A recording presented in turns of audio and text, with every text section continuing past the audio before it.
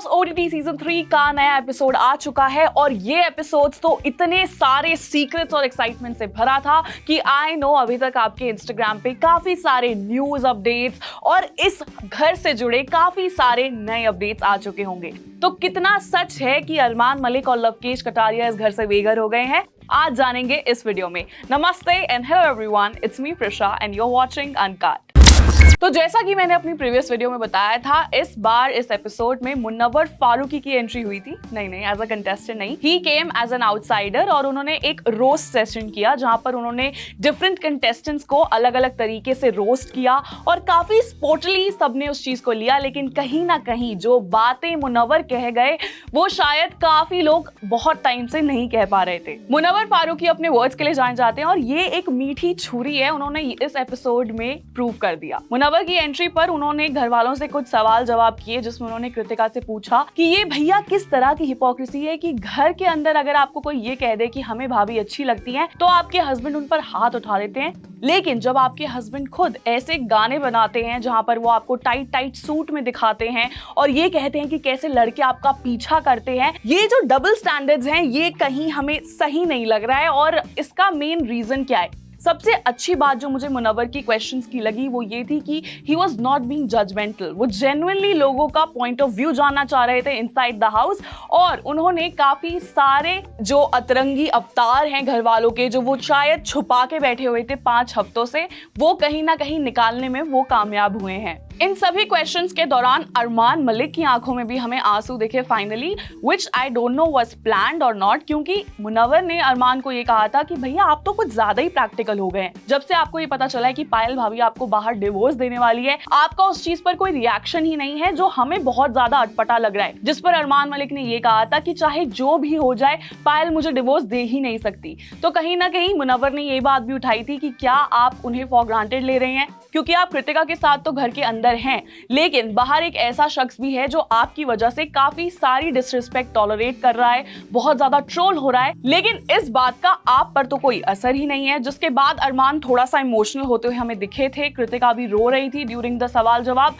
और अरमान भी थोड़े बहुत आंसू बहा रहे थे। कहीं ना कहीं मुन्नवर के इन क्वेश्चंस ने अरमान मलिक के दिमाग में एक बहुत बड़ा डाउट तो डाल दिया है अपने रिश्ते को लेकर। अब उन्होंने ये तक कह दिया है कि भैया मुझे तो घर से बाहर भेज दो, मैं तो एलिमिनेट होने के लिए भी तैयार हूँ, मुझे फर्क नहीं पड़ता कि क्या चल रहा है घर के अंदर। और ये सब कहना घर के आखिरी हफ्ते में तो भैया बिल्कुल सही नहीं है, क्योंकि कहीं ना कहीं ये चीज मैनिफेस्ट हो चुकी है। और जी हाँ, जो सोर्सेज आपको बता रहे हैं कि कटारिया और अरमान मलिक घर से बेघर हो चुके हैं, ये बात कहीं ना कहीं सच है। अब आप सोचेंगे कि लवकेश कटारिया की इतनी बड़ी फैन फॉलोइंग होने के बावजूद भी और इतना स्ट्रॉन्ग गेम प्लान होने के बावजूद भी वो घर से कैसे एविक्ट हो सकते हैं, क्योंकि वो तो कहीं ना कहीं टॉप 3 में जाना डिजर्व करते हैं। लेकिन भैया ये बिग बॉस का जो सीजन है ये बहुत ही ज्यादा अनप्रिडिक्टेबल रहा है, जहां काफी लोगों को फेवर किया गया है, काफी लोगों की इमेज को सुधारने के लिए उन्हें प्रोटेक्ट किया गया है, उनसे सवाल नहीं पूछे गए जिस तरह से पूछे जाने चाहिए थे और उसी के चलते लवकेश भी घर वालों की आपसी सहमति के कारण घर से बेघर हो चुके हैं।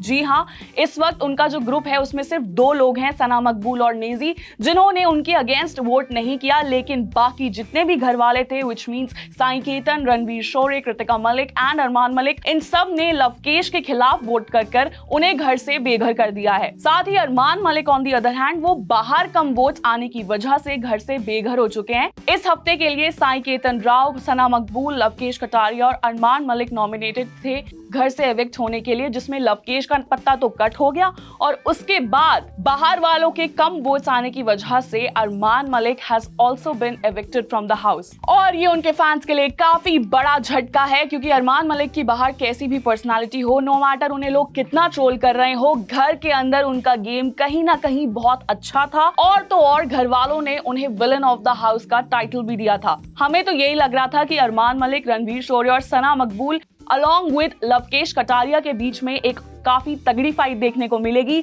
लेकिन 2 स्ट्रॉन्गेस्ट इक्के जो हैं बिग बॉस के घर से इस वक्त एविक्ट हो चुके हैं और टॉप की रेस में अब बचते हैं Kritika Malik, I don't know for what reason. उसके बाद हैं साई केतन राव, जिन्होंने घर में कुछ खास कंट्रीब्यूशन नहीं किया है, एंड देन कम्स नेजी, जिसकी बाहर की पॉपुलैरिटी इतनी ज्यादा है, सपोर्ट इतना ज्यादा है कि लोग उन्हें वोट्स पर वोट्स दे रहे हैं और वो अभी तक गेम में बने हुए हैं। फिर आते हैं टॉप 2 में। अब तो मुझे नाम लेने में भी डर लग रहा है टॉप 2 का, क्योंकि मुझे ये लग रहा है अगर मैंने बोल दिया ना तो वो कहीं ना कहीं जिंक्स हो जाएगा, क्योंकि बिकॉज समवेयर आई फील सना मकबूल और रणवीर शोरे इस ट्रॉफी के पूरे डिजर्विंग हकदार हैं। नाउ लेट्स जस्ट होप कि बिग बॉस इस गेम को और ज्यादा अनप्रेडिक्टेबल और शॉकिंग ना बनाते हुए इन दोनों को ही टॉप 2 में भेजे। आपको क्या लगता है, क्या लवकेश और अरमान का बाहर निकलना जायज था? क्या आप लवकेश को टॉप 3 में देखना चाहते थे? मुझे कमेंट सेक्शन में जरूर बताएं। साथ ही एंटरटेनमेंट इंडस्ट्री से जुड़ा ये अपडेट आपको पसंद आया हो, then make sure that you comment your opinions below, like this video and share this with your fellow Bigg Boss fan. साथ ही अगर आप चाहते हैं कि एंटरटेनमेंट इंडस्ट्री से ऐसे ही जुड़े अपडेट्स आपकी फीड पे आते रहें, then you know what to do. Make sure that you press the bell icon and do subscribe to uncut.